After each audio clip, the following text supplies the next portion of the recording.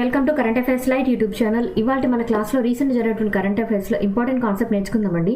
మీకు కనుక మా ఛానల్ ఉన్నటువంటి వీడియోస్ అండ్ ఎక్స్ప్లెనేషన్ నచ్చినట్లయితే మా ఛానల్ లైక్ చేయండి, షేర్ చేయండి అండ్ సబ్స్క్రైబ్ చేయండి. Welcome to current affairs light YouTube channel. ఇవాళ మన కాన్సెప్ట్ వచ్చేసి dark oxygen. So dark oxygen అంటే ఏంటి, దానికి సంబంధించిన విషయాలు ఏంటో కూడా మనం తెలుసుకోవాలి. ఎక్కడైతే మనం ఆక్సిజన్ లెవెల్స్ అనేవి అస్సలు ఉండవో ఆ ప్లేస్ని మనం డార్క్ ఆక్సిజన్ ప్లేస్గా చెప్తూ ఉంటాం. For example under see. So ఎక్కడైతే సముద్రపు చాలా లోతు భాగంలో మనకు ఖచ్చితంగా ఆక్సిజన్ నిల్వలు ఉండవు అని భావిస్తుంటామో అటువంటి ప్లేసెస్లో కూడా డార్క్ ఆక్సిజన్ అనేది ఉన్నట్లుగా, కొంచెం ఆక్సిజన్ నిల్వలు అనేవి కూడా ఉన్నట్లుగా రీసెంట్ ఫైండింగ్లో తెలుస్తుందన్నమాట. ఏ విధంగా అంటే మనం ఎప్పుడైనా సరే సముద్రం పై భాగంలో ఆక్సిజన్ ఉంటుంది, బట్ సముద్రం లోపలి వైపుకి వెళ్ళే కొలది ఆక్సిజన్ లెవెల్స్ అనేవి తగ్గిపోతాయి.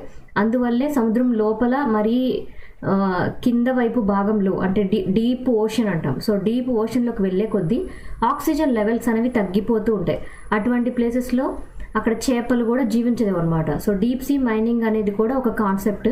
సో డీప్ సీ మైనింగ్ అన్నప్పుడు అది ఎందుకోసం చేస్తూ ఉంటారంటే సముద్రం లోపల ఉండేటువంటి ఖనిజాలను వెలికి తీయడం కోసం డీప్ సీ మైనింగ్ అనేది చేస్తూ ఉంటారు.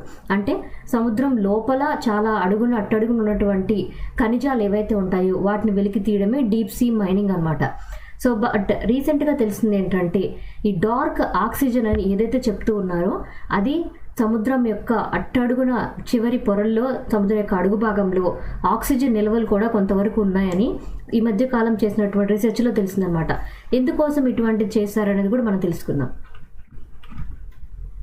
సో అసలు డెఫినేషన్ పరంగా ఏంటి డార్క్ ఆక్సిజన్ అంటే ఏంటంటే ఆక్సిజన్ ఏదైతే ఉందో అది డీప్ సీ రీజియన్స్లో కనుక పాసిబుల్ అయితే, జనరల్గా అయితే మనకి ఎప్పుడైనా సరే సముద్రం ఉన్నప్పుడు ఇది సీ లెవెల్గా మనం పరిగణిస్తే, సముద్రం యొక్క లెవెల్గా పరిగణిస్తే ఈ యొక్క పైన కొంతవరకు మాత్రమే సూర్యుని యొక్క వెలుగు అనేది పడుతూ ఉంటుంది. సో ఈ పడిన ప్లేసెస్లో మాత్రమే ఫోటోసింథసిస్ ప్రాసెస్ ద్వారా ఇక్కడ ఉన్నటువంటి రాళ్ళ మీదైనా మొక్కల మీదైనా కొంతవరకు ఆ మొక్కలు పెరగడం, నాచు పెరగడం అనేది మనం చూస్తూ ఉంటాం.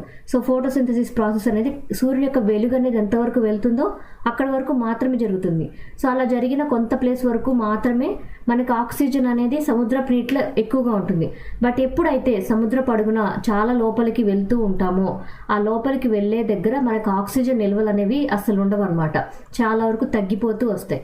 బట్ రీసెంట్గా అయితే ఈ డార్క్ ఆక్సిజన్ అని ఏదైతే చెప్తున్నారో ఇక్కడ సముద్రపు అడుగు భాగాలన అసలు ఆక్సిజన్ ఉండకూడదు చాలా వరకు, కానీ ఈ సముద్రపు అడుగు భాగాన కూడా కొంతవరకు ఆక్సిజన్ నిల్వలు అనేవి ఉన్నాయి.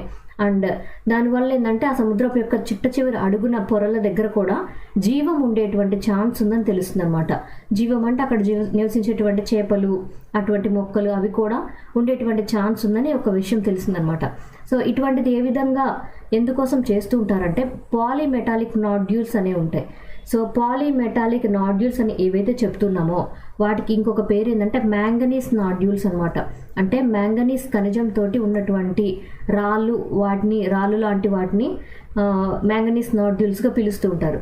సో ఈ మ్యాంగనీస్ నాడ్యూల్స్ ఏవైతే ఉన్నాయో అవి ఎక్కడంటే సముద్రం యొక్క లోపల ఉండేటువంటి భూమి ఏదైతే ఉంటుందో, సముద్రం లోపలి పొరలో ఉండేటువంటి భూమి ఏదైతే ఉంటుందో, వాటర్ తర్వాత లాస్ట్లో ఉండేటువంటి భూమి పొర, ఆ భూమి పొర మీద సముద్ర సీబెడ్ అంటాం. ఆ సీబెడ్ మీద ఈ యొక్క మ్యాంగనీస్తో తయారైనటువంటి రాళ్ళు ఏవైతే ఉంటాయో ఆ ఖనిజాలు ఏర్పడుతూ ఉంటాయి అన్నమాట. ఏ విధంగా ఏర్పడుతూ ఉంటాయంటే అక్కడ ఎప్పుడైనా సరే డీప్ సీ ఓషన్లో కొన్ని ఏర్పడుతున్నాయంటే అక్కడ చేరేటువంటి ఖనిజాలైనా ఏదైనా వస్తువులైనా, అంటే వస్తువులు అన్నప్పుడు ఇక్కడ మనకి చాలా మినరల్స్ వెళ్తూ ఉంటాయి సముద్రంలోకి. కాపర్ కావచ్చు, కోబాల్ట్ కావచ్చు, అండ్ కొన్ని రకాలైన యురేనియం మెటల్స్, టెలీరియం, నికెల్, ఇవి ఏవైతే చెప్తూ ఉంటామో ఇలాంటి మినరల్స్ అన్నీ కూడా మనకి సముద్రం యొక్క అడుగు భాగానికి చేరుతూ అవక్షేపణ జరుగుతూ ఉంటుంది.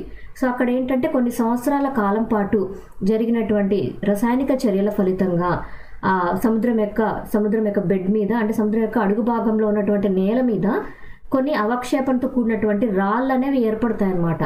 సో ఆ రాళ్ళని పాలీమెటాలిక్ నాడ్యూల్స్గా చెప్తూ ఉంటారు.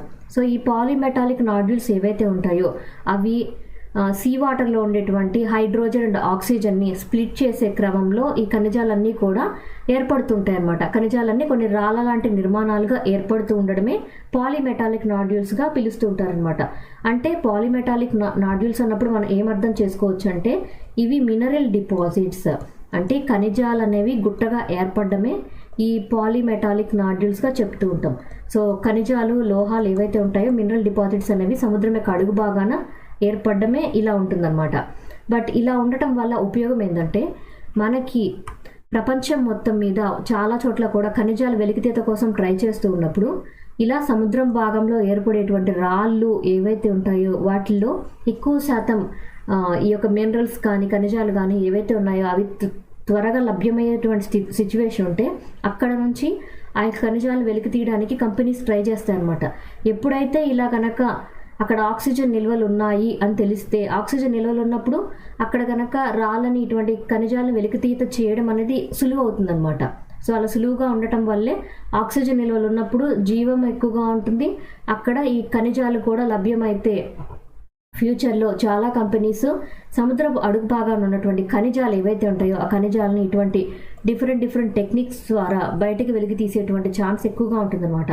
బట్ ఇలా తీసినప్పుడు ఉపయోగం ఉంది, నష్టం కూడా ఉంది. ఎటువంటి నష్టం ఉందంటే ఇలా తీసేటప్పుడు ఏంటంటే అక్కడ ఉన్నటువంటి పర్యావరణానికి నష్టం అనేది ఉంటుందన్నమాట.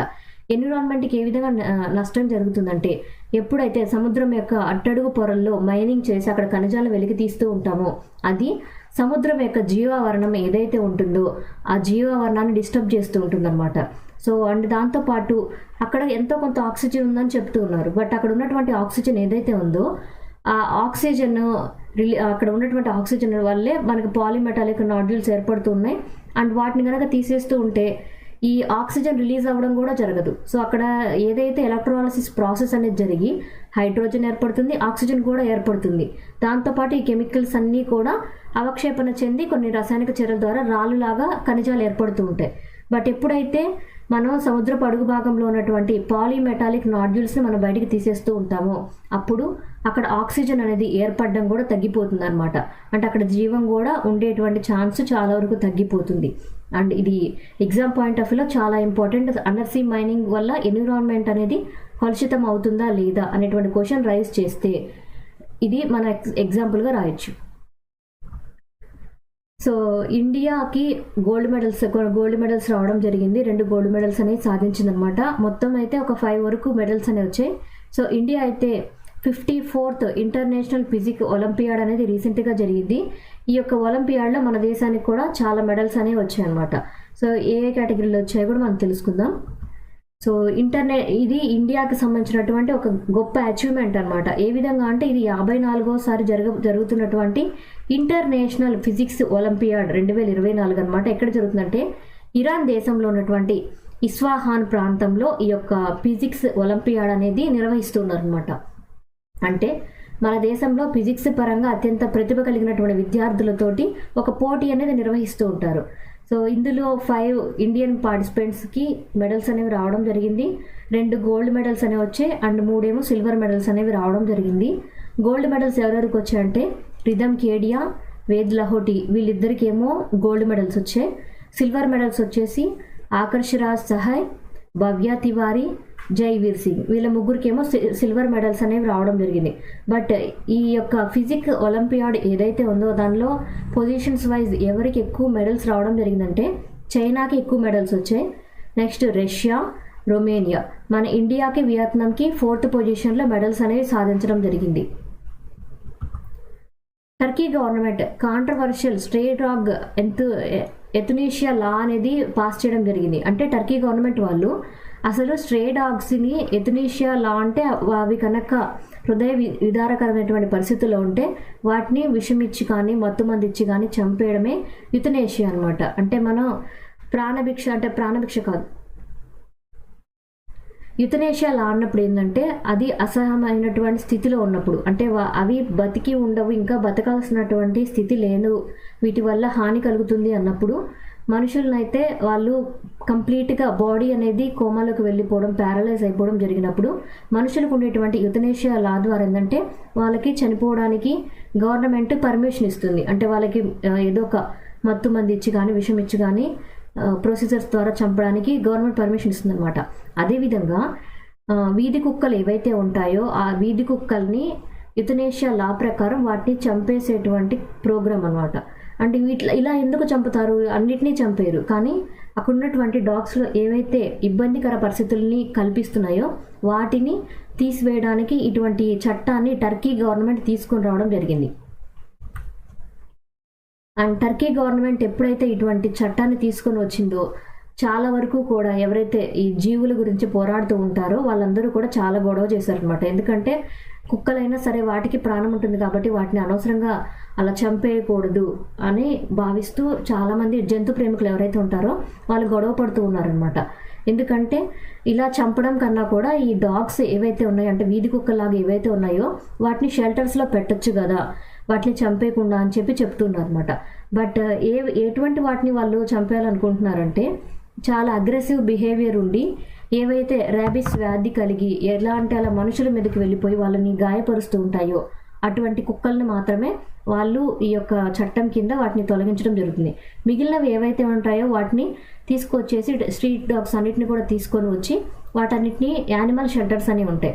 సో యానిమల్ షెల్టర్స్ అన్నిటినీ యానిమల్ షెల్టర్స్లో పెట్టేసి ఎవరైనా ఆసక్తి కలిగిన వాళ్ళు ఉంటే వాటిని దత్తత ఇవ్వడం, ఆ జంతువుల్ని డాగ్స్ని దత్తత ఇవ్వడం కావచ్చు, కొంతమంది పెంచుకోవడానికి ఎవరైనా ఇష్టపడితే వాళ్ళకి ఇచ్చేయడం, ఇలా చేస్తూ ఉంటారు అనమాట. సో ఈ యొక్క టర్కీ దేశం మొత్తంలో అయితే నియర్లీ 4 మిలియన్ల వరకు కూడా వీధి కుక్కలు అనేవి ఎక్కువగా ఉన్నాయని చెప్తూ ఉన్నారు అనమాట.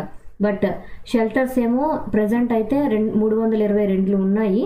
అవి 1,05,000 వరకు ఉన్నటువంటి కుక్కలకి అవి ఆశ్రయం కల్పించగలుగుతాయి అనమాట. బట్ ఇంత ఎక్కువ ఉన్నప్పుడు వాటికి ఆశ్రయం కల్పించలేకపోవడం, ఏవైతే ఇబ్బందిని కలిగిస్తూ ఉన్నాయో, అనారోగ్యం పాలైపోయి ఉన్నాయో అటువంటి వాటిని తీసుకెళ్ళి చంపేయాలనుకుంటున్నారు అనమాట. బట్ దీనికి మంచా చెడా అనేది గవర్నమెంట్కే తెలుస్తుంది. ఎందుకంటే కొన్ని పరిస్థితుల్లో వాటి వల్ల ఎక్కువ మందికి ప్రాణహాని ఉంది అన్నప్పుడు వాటిని తొలగించేయడం మంచి విషయమే. బట్ అన్నిటినీ కూడా తీసివేయడం కన్నా కూడా మనం ఎక్కువగా వింటూ ఉంటాం స్టెరిలైజేషన్ అని. సో స్టెరిలైజేషన్ చేస్తే ఇలా స్ట్రీట్ డాగ్స్ వల్ల ఎక్కువగా ఇబ్బంది ఉండకుండా ఉంటుంది. అంటే వాటి సంతతి అనేది పెరగకుండా వాటి పునరుత్పత్తి వ్యవస్థకి ఇంకా ఆపేసే విధంగా ఇంజెక్షన్స్ అనేవి చేస్తూ ఉంటారనమాట. అప్పుడు ఏంటంటే వాటి సంఖ్య ఇంకా పెరగకుండా చేయడం అనేది స్టెరిలైజేషన్ ప్రాసెస్ ద్వారా జరుగుతుంది కాబట్టి మనకు అప్పుడు ఎటువంటి ప్రాబ్లం అనేది రాదు. సో ఇక్కడ అయితే మున్సిపాలిటీస్ అన్నిటికీ కూడా, అంటే ఆ టర్కీ దేశంలో ఉన్నటువంటి మున్సిపాలిటీస్ ఏవైతే ఉన్నాయో వాటన్నిటిలో కూడా 2028 కల్లా కూడా కొత్త షెల్టర్స్లు ఏర్పాటు చేసుకోవాలి అని నోటీస్ అయితే జారీ చేశారు. టర్కీ దేశంలో ప్రస్తుతం ఉన్నటువంటి వీధి కుక్కలు ఏవైతే ఇబ్బంది కలిగిస్తున్నాయో వాటన్నిటిని కూడా తొలగించాలి అని ఒక చట్టం అయితే తేవడం జరిగింది. Thank you for watching my video. మీకు కనుక నా వీడియో ఎక్స్ప్లెనేషన్ నచ్చినట్లయితే నా వీడియోస్ లైక్ చేయండి, షేర్ చేయండి అండ్ సబ్స్క్రైబ్ చేయండి. మీకు నా వీడియోస్ ఏ విధంగా అనిపిస్తున్నాయో నాకు కామెంట్ సెక్షన్లో తెలియజేయండి. Thank you for watching my video. Thank you.